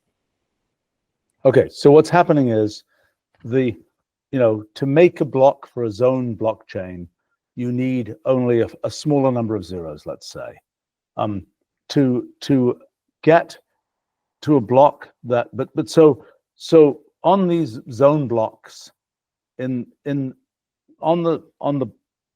the zone blocks, there are a bunch of transactions presumably attached to a zone block, and then I see, and then you're aggregating those transactions into a region block, for example, or a prime block. When somebody comes along and says, I've got this hash that's a small enough number that I qualify for a region block, then you're aggregating a bunch of zone blocks that come with a bunch of transactions. You're sort of putting them together and turning them into a region block. Is that kind of the idea? That's the idea. The only caveat is that we only have to aggregate the transactions which are interzone. So anything that is intrazone I got it. stays in the zone. Anything that needs to go to another zone ends up getting rolled up and aggregated into the region block. And if it's going to a zone in a common region, dominant chain, it only has to go through the region block. But if it's in what we call a far coordinate chain, meaning it doesn't have a common region block as a dominant chain, it needs to go through prime. But it can roll up as far as it needs to get to where it needs to go. That's clever. So okay, so then, so for example, typically in these zones will be small propagation delay regions that are, people will join a zone if they, if they're close to the rest of the people in that zone, because they want to do transactions that stay within the zone and don't have to go up to the region. And so they'll right, but as a miner, they're also trying to find the lowest latency set of peers. So if we go back to the latency discussion, if I can find a set of peers that has lower latency, that means that let's get some maybe examples. If I have, say, a 10-second block, and I can pick one zone that has a 1-second propagation latency, or I can pick a zone that has half a second propagation latency, I can reduce my uncle rate by 50%. So that means, what does uncle mean? Oh, sorry, orphan. There's a slight difference in. Okay. We'll say orphan rate by 50%, which means I can increase my profitability potentially very significantly. So as a miner, I'm not just in the protocol sort of paying you to produce hash. I'm paying you to optimize the network performance in a self sort of organized emergent way. So we're not dictating sort of how these subnets exist. We just create the incentive, and then people will want to form highly performant subnets. Okay, so let me take that apart for a second. So as a miner, you don't want one of these kind of contentions for whether your block was the winner, which would be, because then you might, and I'm not quite sure why. So so it's not a contention, because we don't have any contention anymore because of PoEM. No, I understand that. What you don't want is you don't want to be producing a block after another block has been produced, right? I see what you're saying. You should be going on and mining the next block and working on the next block, not getting a loser block for the current block. That's right. You want to have all data come to you as quickly as possible, and you want to have all data that you produce go to your peers as quickly as possible. Right. And if you do that, you'll maximize your revenue. Just because for a given, I mean, that's because you're not wasting time trying to make hashes for blocks that are going to be irrelevant because they've already been, somebody's already the winner for that block. Right? That's right. That's right. So if the average sort of latency in my system is 1 second and I have 10-second blocks, 10% of all hash rate will get wasted. Right. So if I could reduce that to say 100 milliseconds, right, only 1% of all hash rate will get wasted.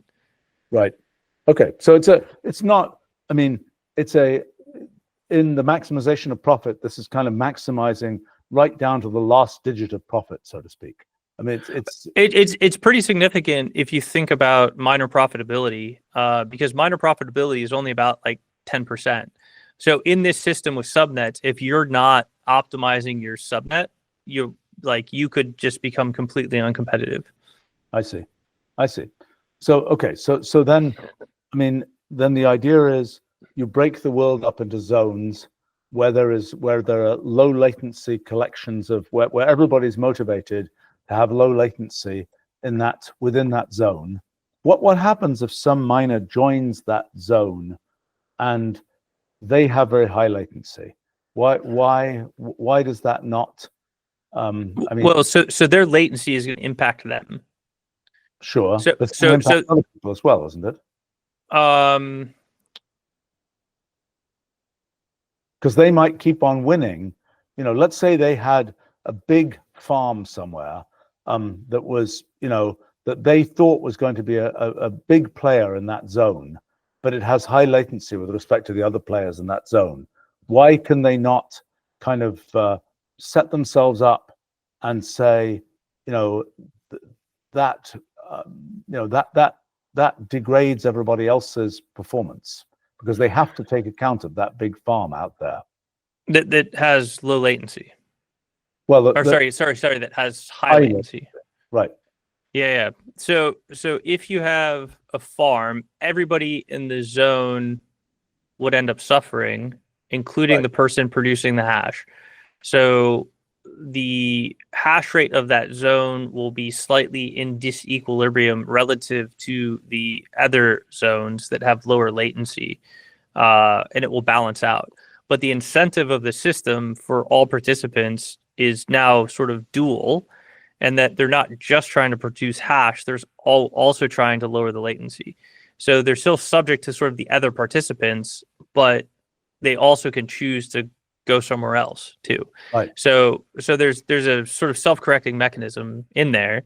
But the other key idea here is the number of nodes and the ping time should get better. So if we were to like go back to our original example of Bitcoin, we're saying you have about 130 millisecond ping times and 7-second hops. In, say, if you had 9 zones in the world, the number of hops would drop to 3, and you could think of ping times being on the order of 40 milliseconds. So we've decreased that latency in the network by almost a factor of 10. So as you increase the number of zones and you have this incentive to self-organize, the performance of each zone actually continues to get better and better and better. The total throughput gets better, the latency gets lower. But so basically the point is, if somebody chooses to poison a zone, they lose, the whole zone loses, kind of people go to a different zone that hasn't been poisoned. I mean, by poisoned.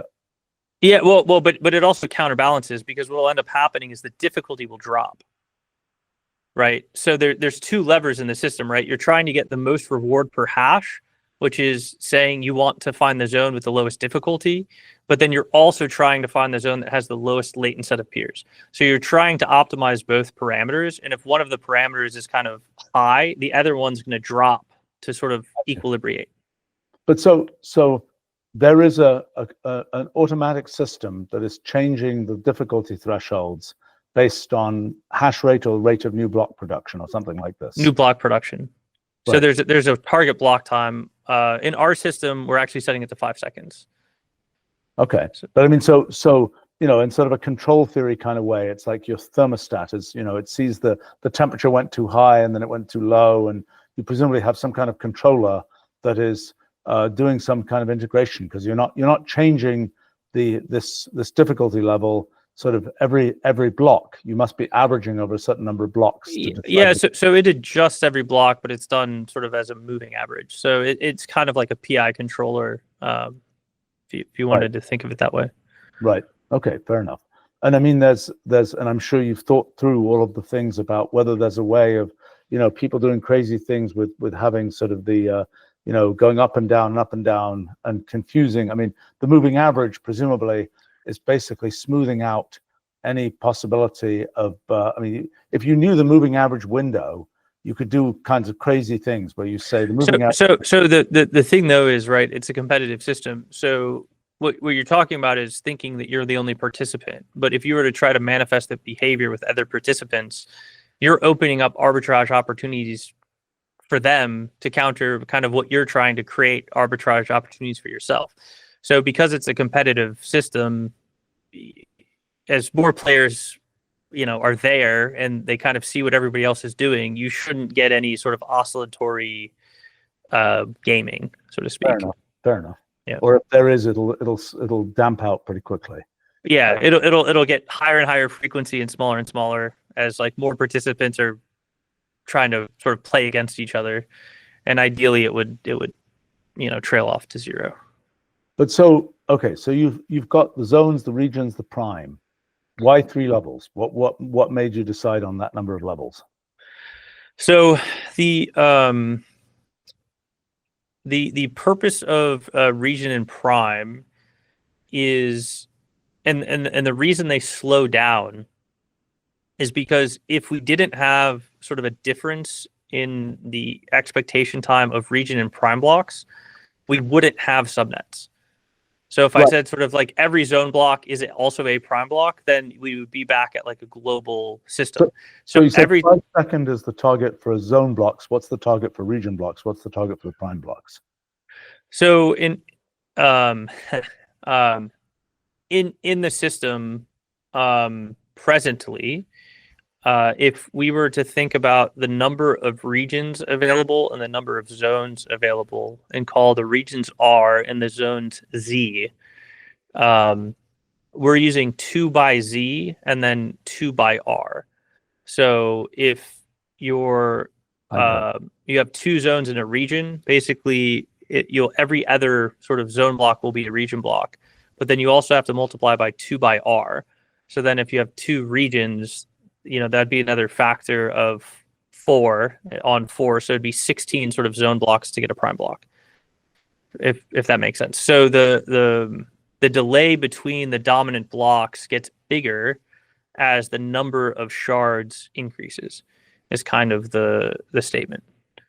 And so I mean that factor of 16, you talked about 5 seconds for zones, then that means it's 16 times 5 seconds for regions between for prime. So it'd be by 4 for region and 16 for prime. So it's 20 seconds and then oh gosh, this math is so hard. 80 seconds, a minute and a bit. For the and that would be for a 2 by 2 ontology, as we would call it. So that would be 4 zones under 2 regions with 1 prime. I see. And so what do you think? I mean, in the evolution of this in the world, assume lots and lots of people are putting up, putting up nodes here. What do you expect? I mean, let's say you got to 10,000 nodes or something. What do you think will be the distribution of zones and regions and so on at that point? You mean relative to the subnets, or? Well, I just mean that what will be how many zones will you have? Let's say you've got a total of 10,000, Right. So it's not really the nodes. So this is where the story gets kind of interesting. It's the amount of throughput. So what ends up happening in a blockchain is the delay that we see in propagation as well as processing time is related to the size of the blocks. So as I put more transactions in a block, the blocks get bigger, so it takes longer to transmit them, and then it also takes longer to process them. Yeah. So what ends up happening is that orphan rate we were talking about, as the number of transactions increases, starts going up. So what our system actually does is it measures its own orphan rate as a metric of network performance. So there's a market that allows the blocks to increase their size based off demand. And then as that size keeps on increasing, you see the network start to have more and more orphan blocks. And then so we have a controller that we call an ontological controller that basically says, once I've exceeded, say, 30% orphan rates for a sustained period of time, the market is now telling me that I need another shard because there's sustained demand over what this shard can handle.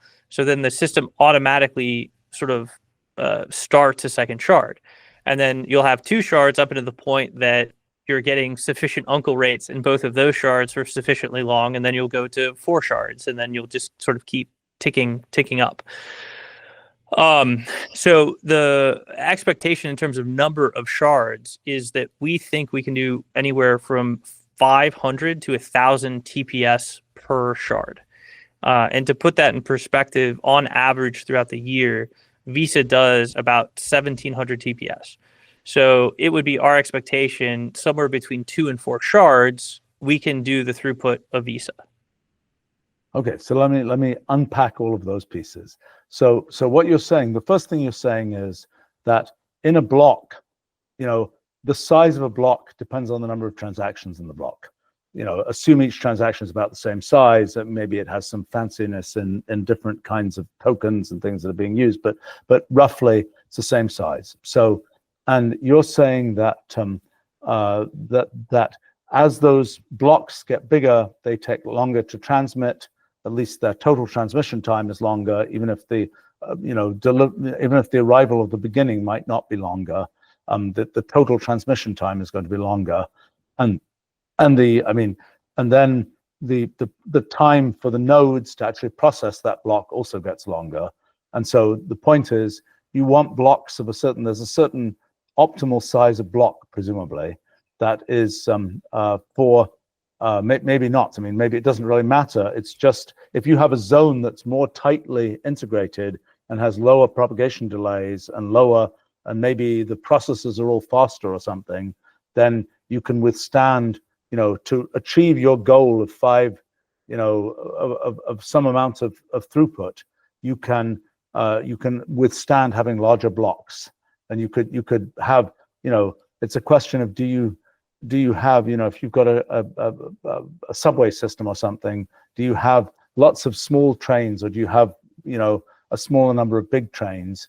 And if you're trying to, so I mean, you're saying there is a motivation to you don't want a huge number of separate blocks, because why? Because then you have to have higher hash rate in order, because each block has to have a hash associated with it, and that means that if you no. So hash rate is strictly just based off time. So when we talk about processing, there's two different types of processing, right? Hash rate is the processing that's sort of getting us this commitment to the set and the immutability, which is this sort of process that's orthogonal to the processing. The processing is, I have this like ledger, and I have all of these transitions and state machine computations that I need to do to get to the next step in the ledger so that I can keep on making blocks, right? So they're two like completely orthogonal processes. But the question is, why is it not, as the blocks get smaller, the state machine processing time per block is going to go down? Yes. But the problem is that for every block, the amount of processing effort to make a hash is a constant per block.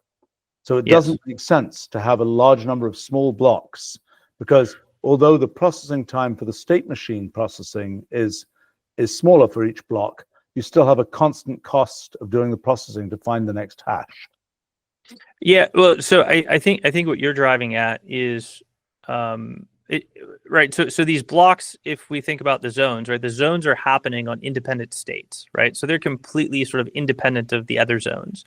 They only interact via the dominant chains, via dominant blocks periodically, right? So what you're getting at is we could potentially increase throughput by effectively, instead of having bigger blocks, having more frequent smaller blocks, right? The issue with if we keep pushing down the block time, the problem is we still have that latency and delay relative, and just data propagation delay relative to the block time. So, right, if I took 5-second blocks and I have these sort of performance subnets that say have, half a second delay, if I go down, that represents a 10% uncle rate. If I took that down to a 2-second block and I said all the blocks are smaller, I'm still going to have this physically constrained sort of propagation of 500 milliseconds, which means my orphan rate is 25% instead of 10%, right? So reducing block times isn't free, so to speak. You can reduce them so much, but as you do it and it gets closer and closer to your latencies and propagation, it has having a more dramatic effect on your natural rate of creating orphans and wasting hash. So you can't sort of make de minimisly small block times, because they need to be significantly bigger than the propagation delay times. And so that's why you want to sort of fix that block time relative to what you think your propagation delay times are. And then to get more throughput, you want to increase the size of the blocks.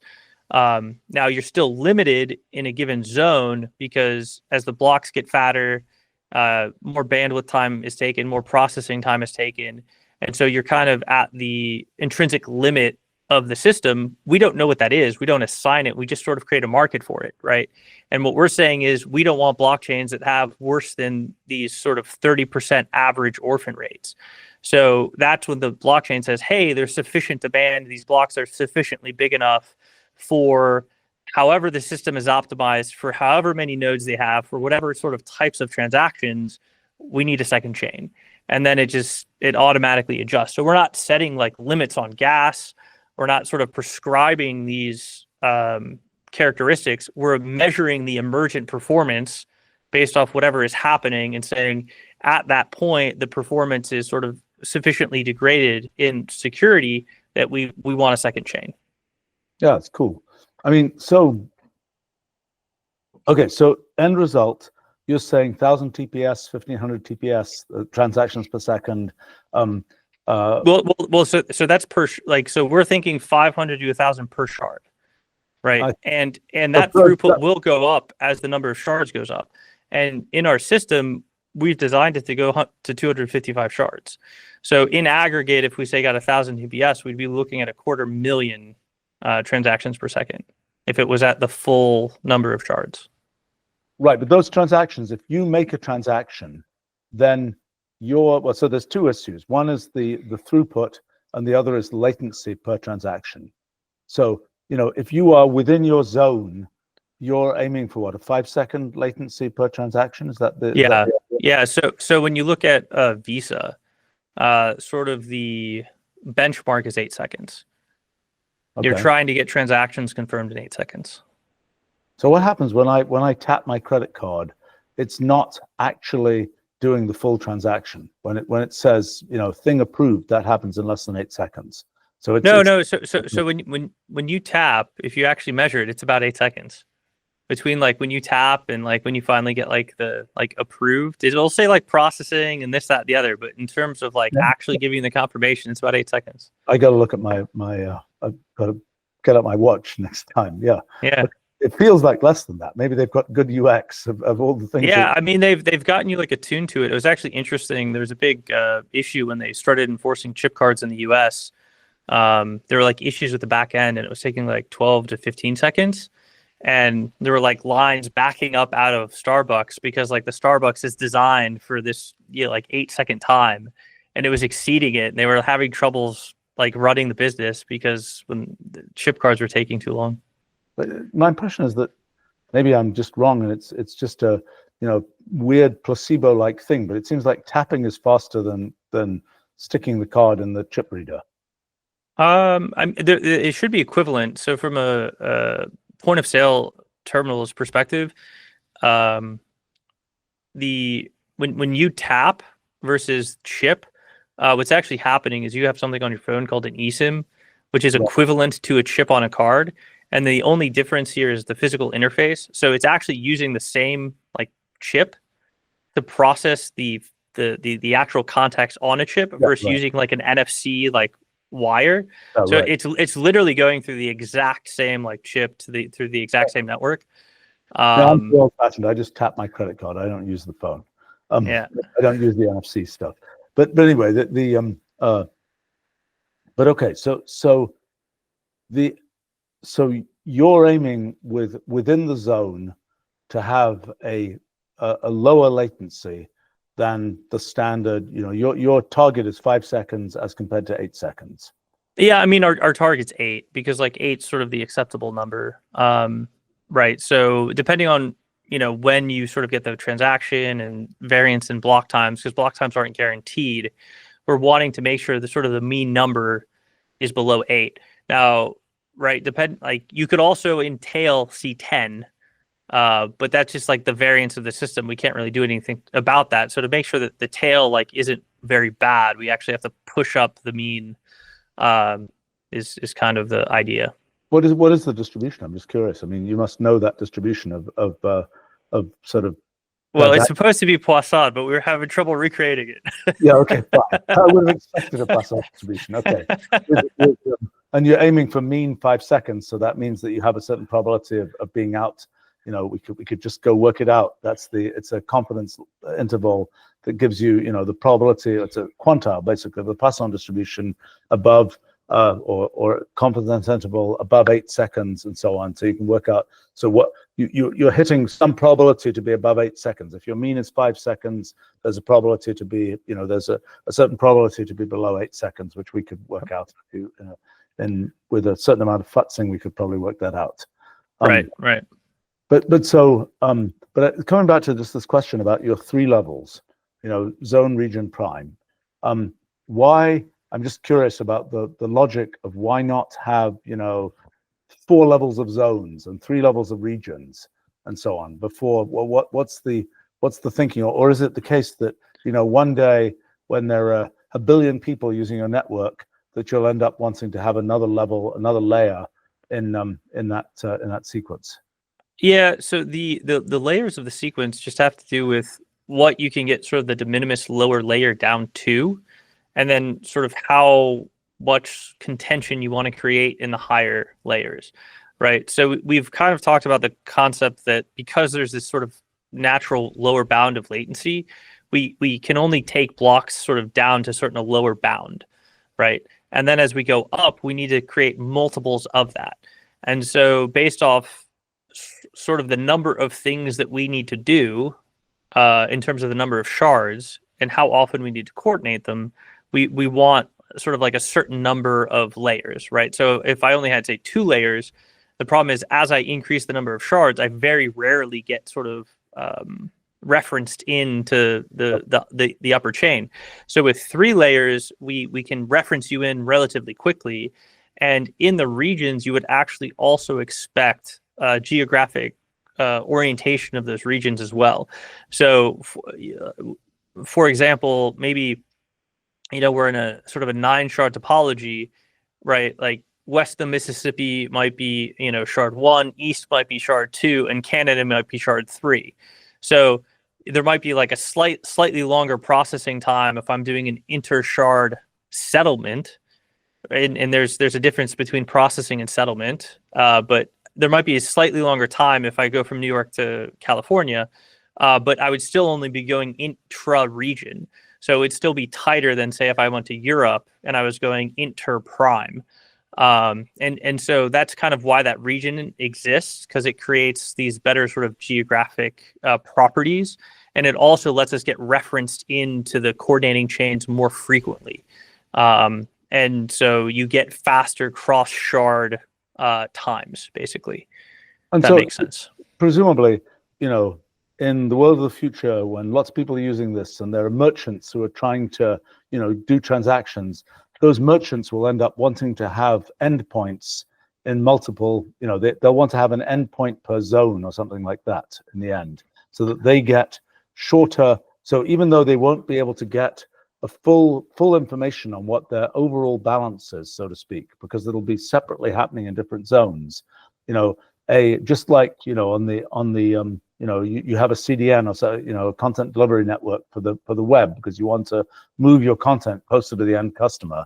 I would assume in this situation, if you have merchants who are trying to get transactions to happen as quickly as possible, they would want to have, you know, points of presence, so to speak, in multiple regions or even multiple zones. Is that right? Or Potentially. So let's dig into this concept of processed for settled, right? So let's say I do an inter-shard transaction.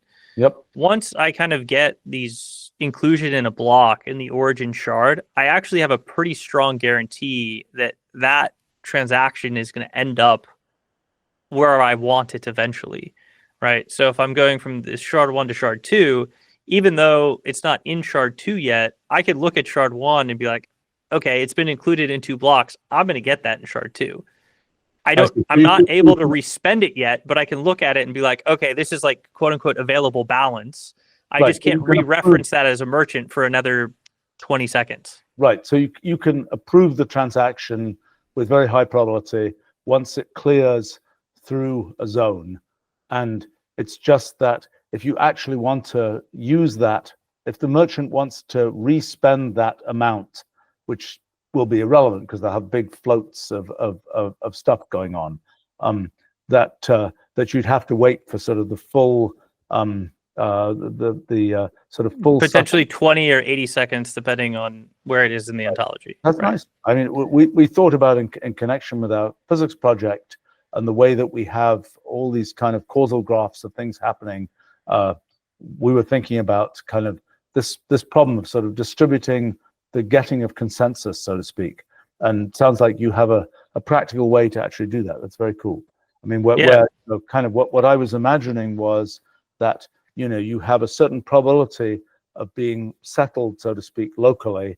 And then if you want to be settled globally, it takes you longer to be settled globally, so to speak, in a kind of uncertainty principle of money, that if you want to be absolutely sure about your balance, you have to wait until things are fully settled out, but you can be at least approximately, you can know with high probability that this is what's happening at much shorter times.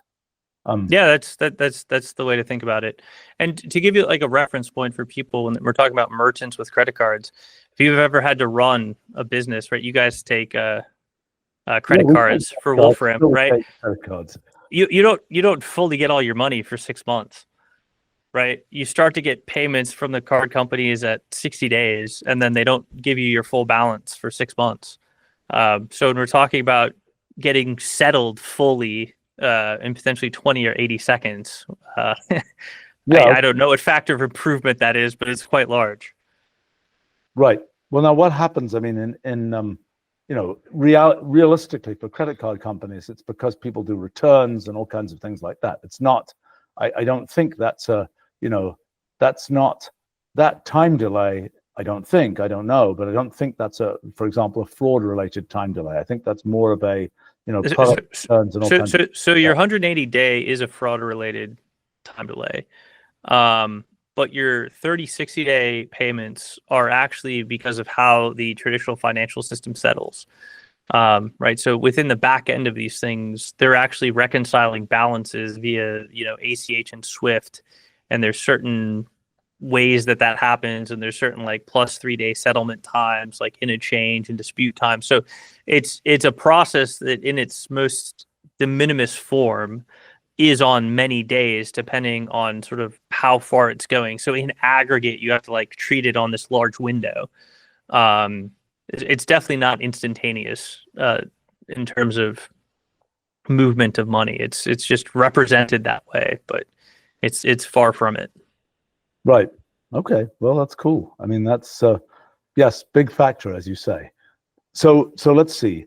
I think we almost did our first section here. So just another like interesting, maybe a couple of tidbits to think about here before we move on is that actually is the limitation of the system, though, is the more shards you bring in, the longer your inter-shard settlement times. But if we said had 100 shards, we would expect your settlement times to be on order of an hour. Right, but at 100 shards with 1,000 TPS per shard, that's also 100,000 TPS, which means at that point, we're basically functioning as the world's money system. And if you wanted to spend your money in Europe from the US, the merchant wouldn't get to respend that money for an hour. Right. But they would still get 5-second sort of processing times. So that's like the net out implication of it, is money will settle in an hour, even if this becomes a global system. Ubiquitously used as money. Just to understand the implications of that. So, I mean, one of the things that sort of never worked on the internet is micropayments. And is, the way you're talking about setting this up, is it conceivable that, I mean, the minimum, I don't know what it is for credit cards these days, but I don't know what's the minimum amount that you can realistically sort of process with a credit card? With a credit card. I mean, it's not one. No, it's not. It's not. So like depending on how you do your rates on credit cards, a very normal number would maybe be either 10 to 25 cents plus 1 to 2 points is kind of the fee structure, is roughly how to think about it. That would be like a good range. So, if you were saying that you wanted your fees to be under 10% of your, purchase, you'd say your de minimis purchase for credit cards would be somewhere between $1 and say $2.50, which is kind of something that you see with merchants, because you'll still run into merchants that say below $5, like we don't take credit cards, right? And it used to be below like $20. We don't take credit cards. Right. So it's somewhere in that range. For our system, right, this isn't meant to do everything for everybody all the time. You still need an economically like meaningful use case. Our expectation is that a transaction is going to cost anywhere between half a penny to a penny. And the cool part is because we can scale with demand, we can also make sort of a long-term guarantee of that. Because, you know, as demand goes up, the number of shards goes up, so we can keep the costing consistent, which has actually been a huge hindrance to the adoption of Web3 and crypto by Web2, because there's these wild fluctuations in fees of 10, 100, 1,000x over a year, which makes it not super useful to actually run a business. So that's one of the things that we think we have a pretty big competitive advantage in is, you know, if you are a business, you know, trying to use this in your business, you can establish what your fee and cost basis will be going into the future. Right. That's very nice. So, okay. Looks like, are we ready for part 2, or is there another tidbit? Yeah, no, I think we can jump into part 2 here. Okay. Maybe we should take a short break, and be back for part 2 in a couple of minutes.